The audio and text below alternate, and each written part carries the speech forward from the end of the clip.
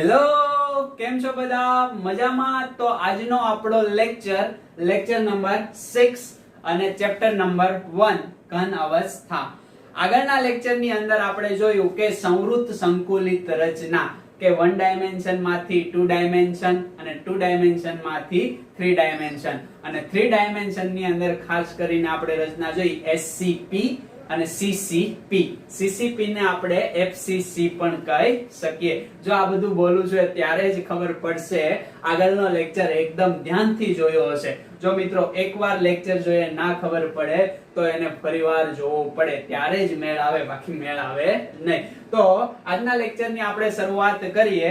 તો આપણે વાત કરી હતી કે બધા જ પ્રકારના સંયોજનોની અંદર અષ્ટફલકીય છિદ્ર અને સમચતુષ્ફલકીય છિદ્ર આમની સંખ્યા કેટલી હોય? તો આપણે જાણીએ છીએ કે એકમ કોષમાં પરમાણુની સંખ્યા ને આપણે શેના વડે દર્શાવીએ છીએ? કેપિટલ N વડે. ખ્યાલ આવે છે ને? દાખલા તરીકે હું અહીંયા ઉદાહરણ લઉં, SCP હોય તો એમના એકમ કોષની અંદર કેટલા પરમાણુ હોય? 6 પરમાણુ. યાદ રાખવાનું છે ખાસ કરીને. ઓકે, હવે હું અહીંયા કહું CCP, બરાબર? CCP ને શું કહેવાશે? સમઘનીય સંવૃત સંકુલન. ઓકે, અથવા તો એને ઇંગ્લિશમાં કેવું હોય તો ક્યુબિક ક્લોઝ પેક, બરાબર? Cubic close pack. અને આની જ રચના કોના જેવી હતી? તો કે FCC. FCP પણ કહી શકો. FCC ને શું કહેવાય? તો કે ફેસ સેન્ટર્ડ ક્યુબ. ખ્યાલ આવે છે ને? જો અહીંયા P હોય તો પણ એનું એ જ થાય, ફેસ સેન્ટર્ડ પેકિંગ. ખ્યાલ આવે છે ને? આ પ્રકારની રચના. તો આમની અંદર એકમ કોષની અંદર કેટલા પરમાણુ છે? માલુમ છે આપણને 4 પરમાણુ છે, જે આપણે જોઈ લીધું. ઓકે, આ ઉપરાંત હું બીજા એક્ઝામ્પલ આપું તો BCC. Okay, what is BCC? તો કે બોડી સેન્ટર્ડ ક્યુબ. ખ્યાલ આવે કે નો ખ્યાલ આવે? તો આ BCC ની અંદર કેટલા પરમાણુ હોય? તો કે 2 પરમાણુ હોય. સમજ પડે છે? અને સાદો ઘન હોય તો એમની અંદર કેટલા? 1 પરમાણુ હોય. એન્ડ સેન્ટર્ડ હોય, બરાબર? ઓકે, એન્ડ સેન્ટર્ડ ક્યુબ તો એમની અંદર પણ કેટલા પરમાણુ હોય? 2 પરમાણુ હોય. ક્યાં કઈ રીતે 2 પરમાણુ મેં આ લખ્યું એ બધું જ આગળના લેક્ચરમાં આપણે સમજાવ્યું છે. હવે વાત કરીએ કે એકમ કોષમાં પરમાણુની સંખ્યા n. ઓકે, આ જ એકમ કોષની અંદર સમચતુષ્ફલકીય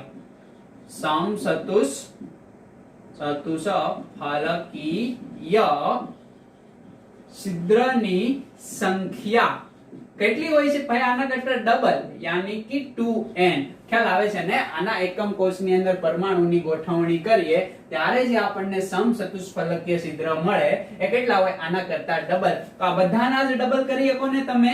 યસ. હું તમને પૂછું કે FCC ની અંદર સમચતુષ્ફલકીય છિદ્રની સંખ્યા કેટલી હોય? તો કે 8 હોય, કારણ કે 4 તો એમની અંદર પરમાણુની સંખ્યા છે, તો છિદ્રની સંખ્યા કેટલી થઈ જાય? ડબલ.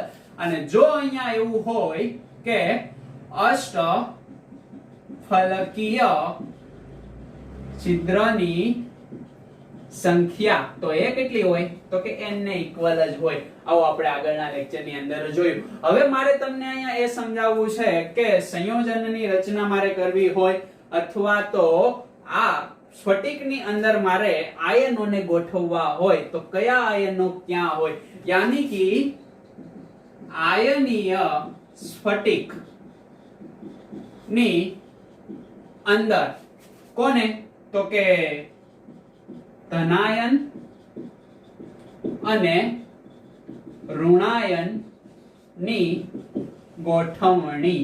ઓકે, તો હવે આપણે વાત કરવાની છે કે આ ધનાયન અને આ ઋણાયન. ધનાયન યાની કે પોઝિટિવ ચાર્જ અને ઋણાયન યાની કે નેગેટિવ ચાર્જ. આને એનાયન કહેવાય અને કેટાયન કહેવાય. કે આ એનાયન અને કેટાયન આપણા સ્ફટિકની અંદર કઈ જગ્યાએ ગોઠવાય? તો અહીંયા હું એક સરસ મજાનો સ્ફટિક દોરું, તો ક્યુબ દોરું છું, બરાબર? આ ક્યુબને આપણે શું કહીએ છીએ? તો કે એના લેટિસ બિંદુ પર ઘટક કણોની ગોઠવણી સાથે એને આપણે કહીશું સ્ફટિક લેટિસ. તો આ લેટિસની અંદર જે ઋણ આયનો હોય છે, બરાબર, એ ક્યાં? લેટિસ બિંદુ પર ગોઠવાય. તો આ બધા જેના શું છે ભાઈ? તો કે ઋણ આયનો. જ્યાં જ્યાં લેટિસ બિંદુ હોય ત્યાં ઋણ આયનો ગોઠવાય. તો આ ગોઠવણી હું દાખલા તરીકે FCC ની લઉં તો એના ફલક ઉપર પણ હું ગોઠવાશે તો કે ઋણ આયનો. ખ્યાલ આવે છે? આ પાછળ અને આ આગળ તરફનું ફલક. ઓકે, તો આ બધી જ જે કઈ ગોઠવણી છે એ ગોઠવણી કોની છે તો કે ઋણ આયનની. તો હવે પ્રશ્ન એ થાય કે આ ધન આયન ક્યાં ગોઠવાય? તો ધન આયનની ગોઠવણી ક્યાં થશે તો કે છિદ્ર પર. ઓકે, કયા છિદ્ર? છિદ્ર આપણી પાસે બે પ્રકારના છે, એક તો ઓક્ટાહેડ્રલ અને એક ટેટ્રાહેડ્રલ. યાની કે આ કયું તો કે અષ્ટફલકીય છિદ્ર, આ કયું તો કે સમચતુષ્ફલકીય છિદ્ર. અને આ ક્યાં ગોઠવા છે? તો અહીંયા હું સિમ્પલ લખી શકું ને, લેટિસ બિંદુ પર. ક્યારે આવી ઘટના થશે તો કે આયનીય સ્ફટિક હોય તો. બાકી તો આપણે શું ગોઠવીએ છીએ? લેટિસ બિંદુ ઉપર આપણે ઘટક કણો ગોઠવીએ છીએ. ઓકે, અને આયન હોય લેટિસ બિંદુ તરીકે, યાની કે આપણો ઘટક કણ આયન હોય તો આયનની અંદર કેટાયન અને એનાયન બંને હોય તો એનાયન તો લેટિસ બિંદુ ઉપર, તો વધ્યો કોણ? ધન આયન. તો ધનાયનને ક્યાં ગોઠવું છું તો કે એમાં રહેલ છિદ્ર પર. તો પહેલો પ્રશ્ન આપણને એ થાય કે આમની અંદર છિદ્ર ક્યાં હશે? ખ્યાલ આવે છે ને? બે પ્રકારના છિદ્ર આપણે ગોઠવણીમાં તો જોયા, પણ એ ગોઠવણી આપણે ધ્યાનમાં રાખવાની નથી. આપણે તો આવા ક્યુબ બનાવવાના છે. અને આવા સ્ફટિક લેટિસની અંદર છિદ્ર ક્યાં હોય? યાની કે આવા સ્ફટિક લેટિસની અંદર ઓક્ટાહેડ્રલ ક્યાં હશે અને ટેટ્રાહેડ્રલ હોય ક્યાં હશે?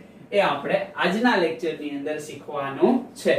હવે એ પહેલા અહીંયા પ્રશ્ન આપણને એ થવો જોઈએ કે કેમ ધનાયન એ છિદ્રની અંદર ગોઠવાય અને ઋણાયન એ લેટિસ બિંદુ ઉપર ગોઠવાઈને સંવૃત સંકુલિત રચના કેમ બનાવે? આવો પ્રશ્ન થાય ને, તો એ પ્રશ્નનું સોલ્યુશન હું તમને અહીંયા આપું કે ધનાયન અને ઋણાયન બંનેમાંથી મોટું કોણ અને નાનું કોણ?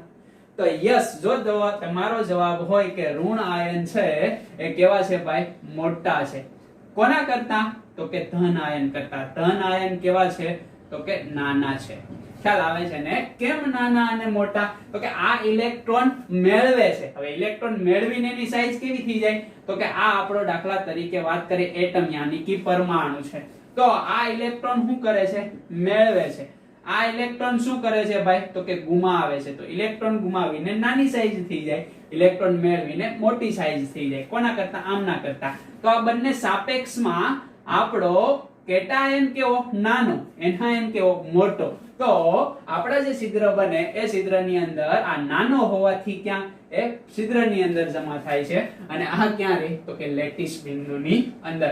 હવે એવું જરૂરી નથી કે લેટિસ બિંદુ ઉપર તો બધા જ એનાયનો ગોઠવાય અને છિદ્ર છે દરેક છિદ્રની અંદર ધન આયન હોય એવું ફિક્સ હોતું નથી. ઓકે, યાની કે એ સંયોજનના કઈ રીતના સૂત્ર ક્રિએટ થાય એની અંદર આપણને મદદરૂપ થશે. સમજાઈ જશે ધીમે ધીમે, એટલે ગભરાવાની જરૂર નથી. અહીંયા હું એટલું કહેવા માંગુ છું કે દરેક છિદ્ર ની અંદર ધન આયન હોય એવું જરૂરી હોતું નથી, ના પણ હોય. ઓકે, એવું બની શકે. ઓકે, પણ જેટલા પણ ધન આયન હશે બધા ક્યાં હશે? છિદ્રની અંદર. ઋણ આયન હશે બધા જ ક્યાં હશે? લેટિસ બિંદુની અંદર. યાની કે ફલક ઉપર હોઈ શકે, સેન્ટરમાં હોઈ શકે. ઓકે, દરેક ક્યાં હોઈ શકે? તો કે આ બધા જ ખૂણાઓ ઉપર પણ હોઈ શકે. ઓકે, હવે અહીંયા મારે તમને સમજાવવું એ છે કે જો આ છિદ્રની અંદર ધનાયન સમાઈ જાય તો આ ધનાયન જો વધારે નાનો હોય, જો વધારે નાનો હોય તો એ ક્યાં જશે? તો કે એ સમચતુષ્ફલકીય છિદ્રની અંદર જશે. અને ધન આયન આની સાપેક્ષે થોડો નાનો હોય તો એ ક્યાં જશે? તો કે અષ્ટફલકીય છિદ્રની અંદર. વધારે નાનો હોય તો ટેટ્રાહેડ્રલ ની અંદર, થોડો નાનો હોય તો ક્યાં? તો કે આમની અંદર, યાની કે ઓક્ટાહેડ્રલ ની અંદર. પણ આની કરતા તો કેવો હોવાનો છે? આ નાનો જ હોવાનો છે. આ વસ્તુને ખાસ તમારે ધ્યાનમાં રાખવાની છે. ઓકે, તો હવે અહીંયા આપણે સમજીએ. શું સમજીએ? તો કે આ બંનેના સ્થાન. ઓકે, યાની કે સમચતુષ્ફલકીય છિદ્ર અને અષ્ટફલકીય છિદ્ર આ લેટિસ બિંદુ સિવાય કયા સ્થાન પર રહેલા હોય એ મારે તમને સમજાવવું છે. તો પહેલા આપણે સમજીએ ટેટ્રાહેડ્રલ છિદ્રનું સ્થાન. ક્યાં? તો FCC પ્રકારના ક્યુબની અંદર. તો એ સ્થાન આપણે જોઈ લઈએ. યસ, કઈ રીતે જોશું? તો આ સરસ મજાનો આપણો ક્યુબ છે. ખ્યાલ આવે છે ને? હવે અહીંયા હું પેન ચેન્જ કરું એટલે તમને દેખાશે. તો આ બધા જ જે બ્લેક રંગના છે એ તો શું છે આપણા ઋણ આયન છે. મારે ધન આયનને ગોઠવવા છે અને એ આના કરતા નાના છે અને વધારે નાના છે એટલે ટેટ્રાહેડ્રલોઇડમાં ગોઠવા છે, યાની કે સમચતુષ્ફલકીય છિદ્રમાં ગોઠવાય. તો અહીંયા હું તમને સમજાવું છું.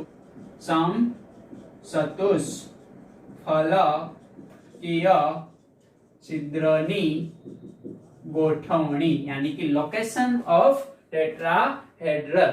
તો આ જોઈએ તો એમનું લોકેશન કઈ રીતે આવશે. તો ખાસ યાદ રાખવાનું છે કે આ શું છે તો કે એક કોર્નર પરનો લેટિસ બિંદુ, એક કોર્નર પરનો લેટિસ બિંદુ અને 3 ફલક પરના લેટિસ બિંદુ. દેખાય છે? 3 ફલક પરના લેટિસ બિંદુ, એક કોર્નર પરનો લેટિસ બિંદુ અને 3 ફલક પરના લેટિસ બિંદુને મારે જોડવા છે. તો અહીંયાથી એક તો આને જોડી દો, અહીંયા જોડી દો અને આને જોડી દો. ખ્યાલ આવે છે? આ આપસમાં આ ત્રણે ત્રણ એકબીજા સાથે જોડાયેલા હશે અને આમની વચ્ચે મને એક સરસ મજાનું શું મળશે તો કે સમચતુષ્ફલકીય છિદ્ર. દેખાય છે? સમચતુષ્ફલકીય આકાર છો. ઓકે, ઇમેજિનેશન થોડું કરવું પડશે તો ખબર પડશે. તો આ સમચતુષ્ફલકીય આકારની વચ્ચે જે છિદ્ર મળે છે એ છિદ્રને શું કહેવાય છે તો કે સમચતુષ્ફલકીય છિદ્ર. આવી રીતના કેટલા ખૂણા છે તો કે એક ખૂણો, 2 3 4 5 6 7 8 ખૂણા છે. તો કેટલા મને સમચતુષ્ફલકીય છિદ્ર મળે? 8. આ કઈ રચના છે તો કે FCC. FCC માં એકમ કોષમાં કેટલા પરમાણુ હોય? 4. તો સમચતુષ્ફલકીય છિદ્રની સંખ્યા કેટલી થવી જોઈએ? 8. તો 8 ખૂણા છે એટલે કેટલા છિદ્ર મળી જશે? 8. અહીંયા સાબિતી આપણને મળી જાય. ઓકે, સમજ પડે છે? હજી એકવાર તમને હું દર્શાવી દઉં. ઓકે, કઈ રીતે દર્શાવું તો કે ફરીવાર હું અહીંયા દર્શાવી દઉં હે ને, આને હું ભૂસી નાખું. યસ,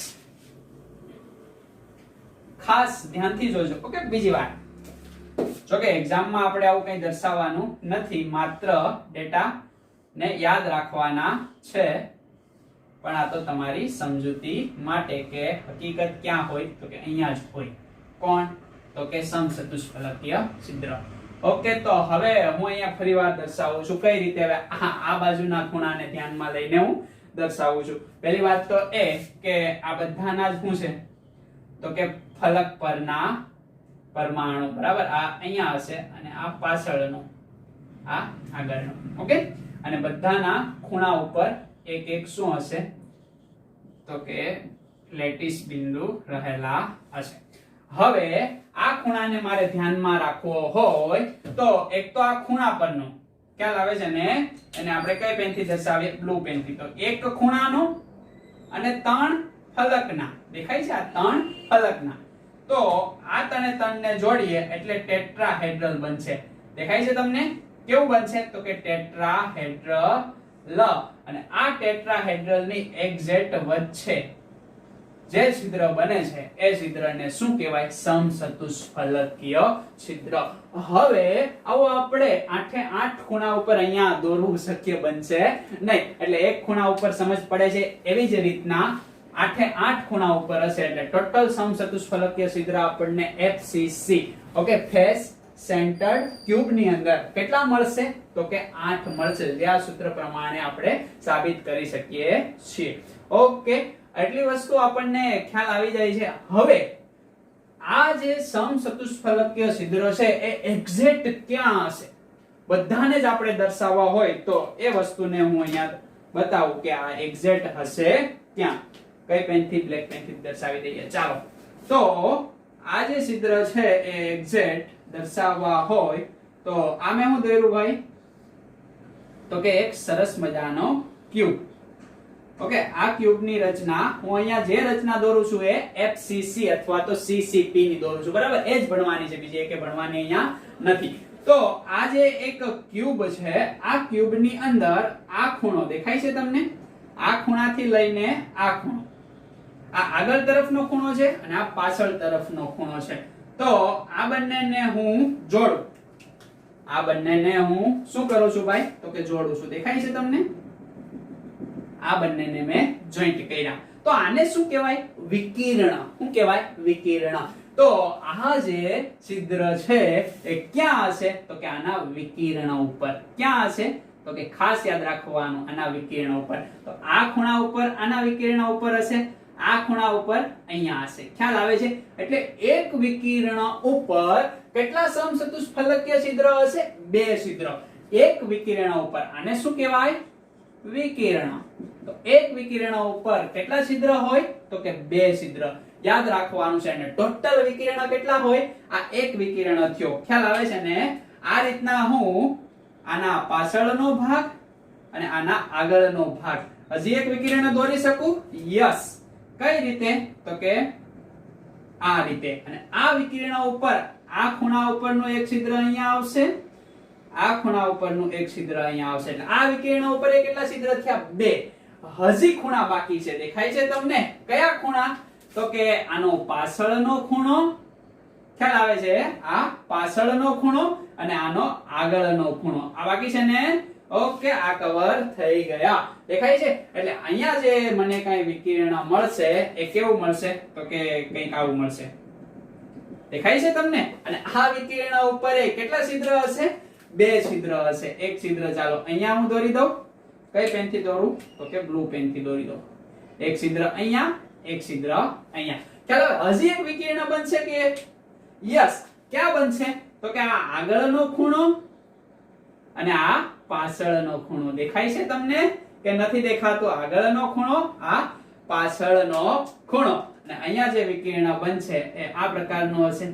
ખ્યાલ આવે છે તમને? ઓકે, એટલે ટોટલ કેટલા વિકિરણો છે? 4 વિકિરણ. ખ્યાલ આવે છે ને? ટોટલ કેટલા વિકિરણો? 4 વિકિરણ આપણને જોવા મળશે. દરેક વિકિરણ કેટલા છિદ્ર ધરાવે? 2 છિદ્ર ધરાવે છે. બરાબર? આના ઉપર આપણે 2 છિદ્ર બતાવી દઈએ. એક અહીંયા, એક અહીંયા. ખ્યાલ આવે છે? એટલે ટોટલ કેટલા આપણને 1 2 3 4 5 6 7 અને 8 છિદ્ર આપણને મળે. એ છે સમચતુષ્ફલકીય છિદ્ર. હવે આ રૂમ ને વિચારી લો. રૂમના ટોટલ 4 ખૂણા ઉપર હશે, 4 ખૂણા નીચે હશે. ખ્યાલ આવે છે ને? પહેલા ખૂણેથી એની વિરુદ્ધ બાજુનો ખૂણો એક વિકિરણ થયો. ખ્યાલ આવે છે? આ ખૂણાથી આ ખૂણા ઉપરનો એક વિકિરણ થયો, આ ખૂણાથી આ ખૂણા ઉપરનો એક વિકિરણ થયો. સમજ પડે છે ને? અને હવે કયો બાકી રહ્યો? તો પહેલા ખૂણાથી પહેલા ખૂણા થઈ ગયો, આ ખૂણાથી આ ખૂણા તરફનો એક વિકિરણ થઈ ગયો. એટલે ટોટલ 4 વિકિરણ. ખ્યાલ આવે છે ને? ટોટલ કેટલા વિકિરણ? 4 વિકિરણ. અને એક વિકિરણ કેટલા સમચતુષ્ફલકીય છિદ્ર ધરાવે? 2. તો 4 વિકિરણ કેટલા સમચતુષ્ફલકીય છિદ્ર ધરાવશે ભાઈ? તો કે 8. ખ્યાલ આવે છે ને? બસ એટલી વસ્તુ યાદ રાખવાની છે. હું અહીંયા એને લખી દઉં કે એક વિકિરણ 2 ટેટ્રાહેડ્રલ ધરાવે. ખ્યાલ આવે છે ને? આ ખબર છે ને? ટી યાની કે શું? તો કે સમચતુષ્ફલકીય છિદ્ર. તો અહીંયા આપણી પાસે કેટલા વિકિરણ મળે? 4 વિકિરણ. તો 4 વિકિરણ કેટલા ભાઈ? તો કે 8 સમચતુષ્ફલકીય છિદ્ર ધરાવે છે. એટલી વસ્તુ ખબર પડી ગઈ કે ના ખબર પડી ગઈ? બસ એટલી જ વસ્તુ ધ્યાનમાં રાખવાની છે. બીજી આકૃતિ બાકૃતિને તમારે ધ્યાનમાં રાખવાની નથી. કઈ રીતે એવું એ સમજાવવા માટે મેં તમને પહેલું દર્શાવ્યું છે. ઓકે, હવે આપણે વાત કરીએ ઓક્ટાહેડ્રલની. કોની વાત કરવી છે મારે? ઓક્ટાહેડ્રલની. તો ઓક્ટાહેડ્રલ યાની કે એ ક્યાં હોય? તો એ યાદ રાખવા માટે એના માટે હું અહીંયા દોરું છું. શું? તો કે કોની ગોઠવણી ભાઈ? અષ્ટફલકીય છિદ્રની ગોઠવણી. અને આ અષ્ટફલકીય છિદ્રની અંદર ધન આયન એ આના કરતા થોડો નાનો હશે. ઓકે, તો અષ્ટફલકીય છિદ્રની અંદર આવશે. ને દરેક અષ્ટફલકીય કે સમચતુષ્ફલકીય છિદ્ર એ 100% ભરાયેલા હોય એવું ના પણ હોય. ઓકે, એટલે એને ખાસ ધ્યાનમાં રાખો. હવે અષ્ટફલકીય છિદ્રની મારે ગોઠવણી કરવી છે. સમચતુષ્ફલકીય છિદ્ર ક્યાં હતું? વિકિરણ ઉપર. કેટલા વિકિરણ? 4. એક વિકિરણ ઉપર કેટલા છિદ્ર? 2 છિદ્ર. એટલે ટોટલ કેટલા છિદ્ર? 8 છિદ્ર. ધેટ્સ ઇટ, ખતમ. બસ એટલું જ વસ્તુ યાદ રાખવાની છે. હવે અષ્ટફલકીય છિદ્રની અંદર મારે ગોઠવણી કરવી હોય તો પહેલા તો હું ક્યુબ દોરું. કયો ક્યુબ દોરું છું? તો કે હંમેશા યાદ રાખવાનું છે અહીંયા જેટલા પણ હું ક્યુબ દોરું છું એ બધા જ ક્યુબ કોના છે ભાઈ?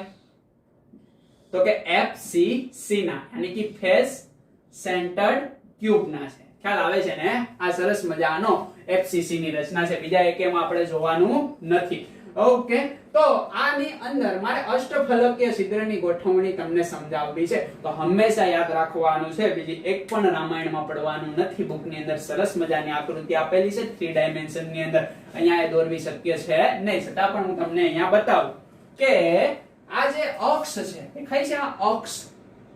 ઓકે, ટોટલ કેટલી અક્ષ અહીંયા જોવા મળે છે આપણને? તો કે 12 અક્ષ જોવા મળે છે. દેખાય છે આ 12 અક્ષ? તો કે અક્ષના એક્ઝેક્ટ સેન્ટર ની અંદર, આ અક્ષનું સેન્ટર થયું, દેખાય અહીંયા રેડ પેન થી તમને દર્શાવું છું. આ અક્ષનું શું થયું ભાઈ? સેન્ટર. બાકી છે હવે ક્યાંય? ઓકે, 4, અહીંયા 4, અહીંયા 4 અને અહીંયા 4. તો ટોટલ કેટલી અક્ષ છે? 12 અક્ષ. અને મેં તમને જણાવ્યું હતું કે અક્ષ પર આ જે પરમાણુ હશે એ કેટલી જગ્યા રોકે છે? તો કે અક્ષ ઉપર લેટિસ બિંદુ તો જનરલી હશે નહીં, મેં તમને ત્યાં સમજાવી દીધું હતું. એટલે 12 અક્ષ છે, તો એક અક્ષ ઉપર કેટલો ભાગ આવે? તો કે 1/4 ભાગ. એટલે ટોટલ કેટલી જગ્યા થઈ? તો કે યાની કે 3 છિદ્ર અક્ષ ઉપર હશે. કેટલા છિદ્ર? 3. આ તો બધા અંદર જ છે, અંદર એટલે આખા જ ગણવા પડે ને, એટલે આખા એટલે 8 તો થઈ ગયા. પણ અહીંયા 12 અક્ષ, એક અક્ષ કેટલું છિદ્ર ધરાવે? તો કે 1/4. તો ટોટલ કેટલા છિદ્ર થયા? 3 છિદ્ર. બરાબર, આ અક્ષની વાત ચાલે છે, અક્ષ. ઓકે, આ એ અક્ષ જેને આપણે કહીએ છીએ. હવે અને એક છિદ્ર હશે એકદમ સેન્ટર્ડ ની અંદર. કયા પ્રકારની રચનામાં? FCC ની રચનાની અંદર જ વાત કરવાની. બીજા બધા કોમ્પ્લિકેટ બને છે, જે બુક ની અંદર છે એની સિલેબસ ની અંદર છે ને. તો આ જે એક સેન્ટર ની અંદર હશે એટલે પ્લસ તમારે શું કરવું પડશે? અહીંયા 1. ક્યાં? તો કે એક અંતઃ અંદર હશે. બરાબર, સેન્ટર્ડ ની અંદર હશે. અને કેટલા ટોટલ થશે? 4. અને 4 આપડા શું છે ભાઈ? તો કે અષ્ટફલકીય છિદ્ર. આ 4 આપડા શું છે?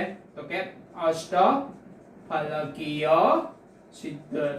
એક અંદર અને 3 અક્ષ ઉપર. ટોટલ 12 અક્ષ, એક અક્ષ ની અંદર 1/4 ભાગ હોય. તમે વિચારી શકો, આ બાજુ ઘન હશે, નીચે ઘન હશે, આ બાજુ ઘન હશે, એટલે ટોટલ કેટલા ભાગ પડી જશે? તો કે 1/4 ભાગ અહીંયા આવશે, બાકી બધામાં 1/4 ભાગ થતો જશે. ઓકે, એટલે આ પ્રકારની ગોઠવણી કોની હોય છે? તો કે અષ્ટફલકીય છિદ્રની. તો એટલી વસ્તુ તમને સમજાઈ ગઈ. જો અહીંયા ક્રોસ આપણે જોઈએ કે FCC ની અંદર પરમાણુ કેટલા હોય? 4. તો 4 પરમાણુ હોય તો અષ્ટફલકીય છિદ્રની સંખ્યા કેટલી થવી જોઈએ? એટલી ને એટલી. એટલે એ છિદ્ર કેટલી સંખ્યા મળે છે મને? 4 સંખ્યા મળે. અહીંયાથી તમને સાબિતી પ્રાપ્ત થાય છે. તો એટલી વસ્તુ ખાસ ધ્યાનમાં રાખવાની છે. ફરી એકવાર તમને યાદ દેવરાવી દઉં કે માત્ર આ જે રચના છે કોના માટે આપણે વાત કરીએ છીએ? તો કે FCC અથવા તો CCP. સમજ પડે છે? અષ્ટફલકીય છિદ્ર હોય કે સમચતુષ્ફલકીય છિદ્ર, છિદ્રની અંદર કોણ ગોઠવા છે? તો કે ધન આયન. ક્યારે? જ્યારે આયનીય સ્ફટિક હશે ત્યારે. અને ઋણ આયન ઉપર શું ગોઠવાય? તો કે લેટિસ બિંદુ. ખ્યાલ આવી જાય કે ન ખ્યાલ આવી જાય? સમજ પડે છે? એટલી વસ્તુ તમારે ખાસ યાદ રાખવાની છે. જે ઋણ આયન છે એ સંવૃત સંકુલિત રચના બનાવે, યાની કે HCP, CCP, BCC, ECC. પરંતુ આ છિદ્ર, ઓકે, એની અંદર કોણ ગોઠવાશે? ધન આયન. ધન આયન એવી કોઈ રચના બનાવતો નથી. જો આપણું છિદ્ર યાની કે અષ્ટફલકીય હોય તો એમની અંદર મોટો ધન આયન ગોઠવાય, અને જો સમચતુષ્ફલકીય છિદ્ર હોય તો નાનો ધન આયન ગોઠવાય. પરંતુ આ ધન આયન એ ઋણ આયન કરતા કેવો હોય છે? નાનો હોય છે. એટલા માટે ક્યાં ગોઠવાય? છિદ્ર ઉપર ગોઠવાય. અને ઋણ આયન કેવો હોય છે? મોટો હોય, એટલે છિદ્રમાં સમાય નહીં. એટલે આ પ્રકારની ગોઠવણી જોવા મળે છે. એક વિકિરણ ઉપર 4, એક વિકિરણ ઉપર કેટલા? 4 નહીં, પરંતુ એક વિકિરણ ઉપર 2 છિદ્ર હોય છે. તો 4 વિકિરણ ઉપર કેટલા? 8. તો કેટલા છિદ્ર થયા સમચતુષ્ફલકીય? તો કે 8 સમચતુષ્ફલકીય છિદ્ર થતા જોવા મળે છે. ઓકે, અષ્ટફલકીય છિદ્રની વાત કરીએ તો અક્ષ ઉપર જોવા મળે. ટોટલ 12 અક્ષ હોય, એક અક્ષની અંદર 1/4 ભાગ અષ્ટફલકીય છિદ્રનો હોય. તો ટોટલ કેટલા અષ્ટફલકીય છિદ્ર થયા? 3. અને એક બોડીના સેન્ટર્ડમાં હોય, યાની કે કેન્દ્રમાં હોય, અંતઃ હોય, તો એ 1. એટલે ટોટલ 4 અષ્ટફલકીય છિદ્ર થઈ ગયા. અહીંયાથી એ સાબિતી મળે છે. બાકી આ તો આપણને ખબર જ છે, તો આ બધાની કઈ જરૂર છે નહીં. પણ આ મેં એટલા માટે તમને સમજાયું કે ઋણાયન છે એ લેટિસ બિંદુ યાની કે સંવૃત સંકુલિત રચના તૈયાર કરે અને આ ધન આયન છે એ છિદ્રની અંદર હોય છે અને આવા જ સરસ મજાના બે એક્ઝામ્પલ તમારી બુક ની અંદર આપેલા છે જેને આપણે સોલ્વ કરવાના છે અને ત્યાંથી ઘણા બધા પ્રશ્નો પૂછાય છે તો એ પ્રશ્ન આપણે જોવાના છે તો બે એક્ઝામ્પલ એ સોલ્વ કરીએ પહેલા આને મગજની અંદર ફિટ કરી દો આ ખાસ યાદ રહેવું જોઈએ ઓકે ચાલો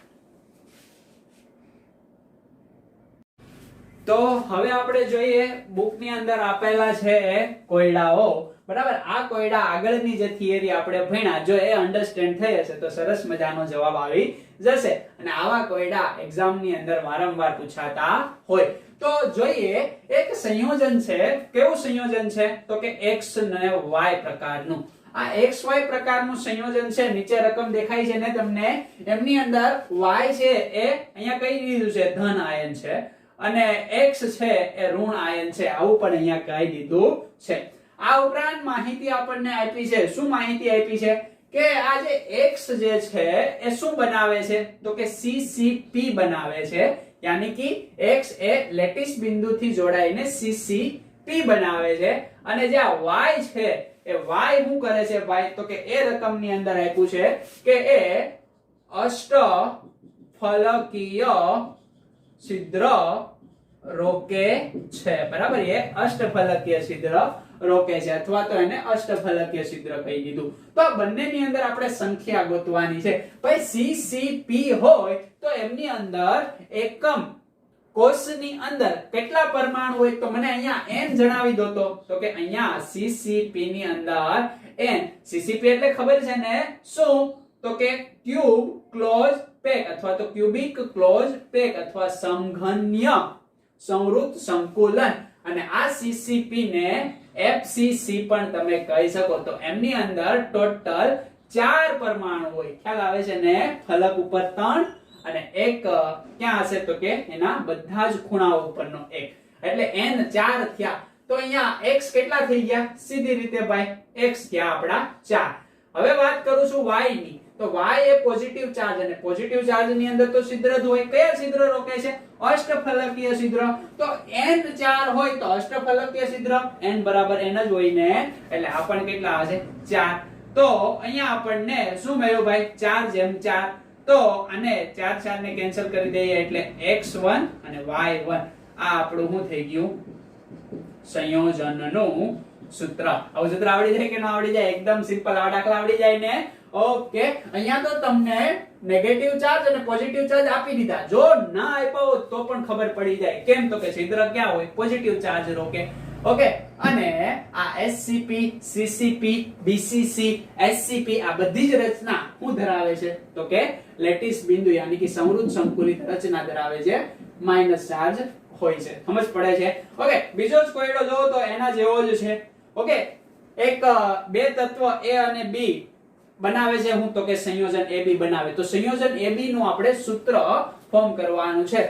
તો અહીંયા એક A તત્વ છે આ B તત્વ છે ખ્યાલ આવે છે ને અહીંયા આપણને કોણ પ્લસ છે કોણ માઈનસ છે ચાલો એ આપ્યું નથી ઉધારી લો ઓકે તો એ આપણને ખબર નથી પણ હમણાં જ ખબર પડી જશે હવે જે આ A તત્વ છે એ શું ધરાવે છે તો કે A તત્વ ધરાવે છે છિદ્ર કયું છિદ્ર ધરાવે છે જો તો નીચે દેખાય છે ને તમને ઓકે તો એ સમચતુષ્ફલકીય છિદ્ર ધરાવે સમચતુષ્ફલકીય છિદ્ર ધરાવે છે અને આ જે B છે આ B છે કઈ રચના બનાવે છે તો કે SCP ઓકે યાની કે હેક્સાગોનલ ક્લોઝ પેક ષટકોણીય સંવૃત સંકુલન બનાવે છે અને ષટકોણ સંવૃત્તીય સંકુલ માટે n બરાબર મેં તમને કીધું હતું કેટલા આવે 6 આવે તો n બરાબર 6 હોય તો સમચતુષ્ફલકીય છિદ્ર કેટલા હોય તો કે 2n હોય તો અહીંયા જવાબ કેટલો આવે 2 * 6 = 12 ઓકે તો 12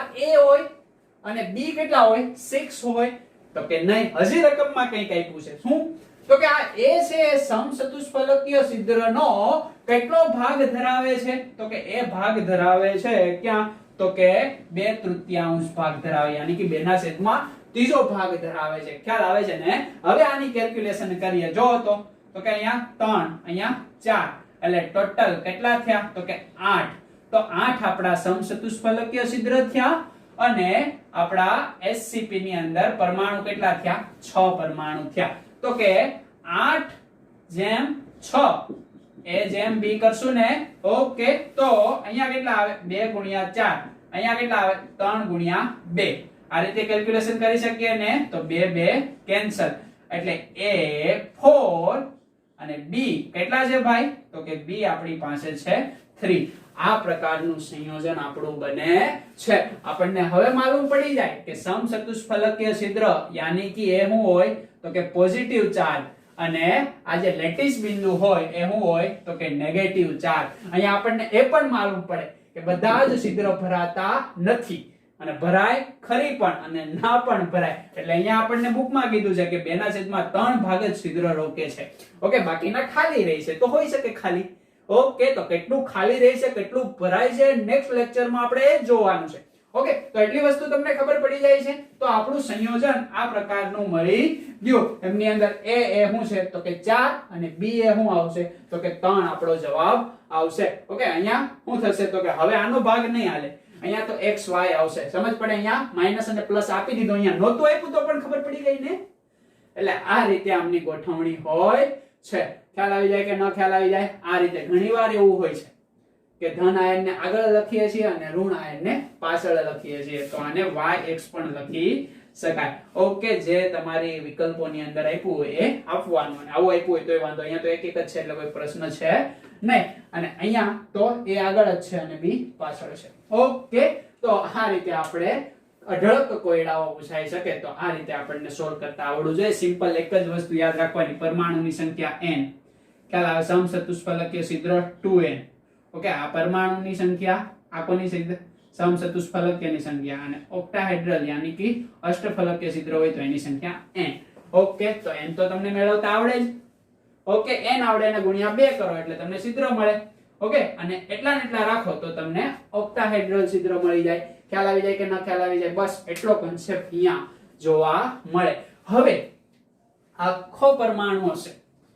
ઓકે, આખો પરમાણુ એ ઘણા બધા ભાગની અંદર વહેંચાયેલો હોય. આપણને ખબર છે ખૂણા ઉપર હોય પરમાણુ તો એ 1/8 ભાગની અંદર વહેંચાઈ જાય. એટલે બીજો અન્યની અંદર પણ હોય 8 એકમ કોષની અંદર. તો એક એકમ કોષથી બનતી રચના આપણી જે હશે એમની અંદર કેટલો ભાગ ખાલી છે અને કેટલો ભાગ ભરાયેલો છે એની પેકિંગ ક્ષમતા આપણે જોવાની છે. શું જોવાનું છે આપણે એનું તો કે પેકિંગ ક્ષમતા. ઓકે, અને આ પેકિંગ ક્ષમતા આપણે જોશું નેક્સ્ટ લેક્ચરની અંદર. ત્યાં સુધી વાંચતા રહો, લખતા રહો અને ખૂબ આગળ વધતા રહો. અને હાર્ડ વર્ક હવે તમારે કરવું પડશે, એ પણ સ્માર્ટ કામ કરીને. ઓકે, લખી નાખો.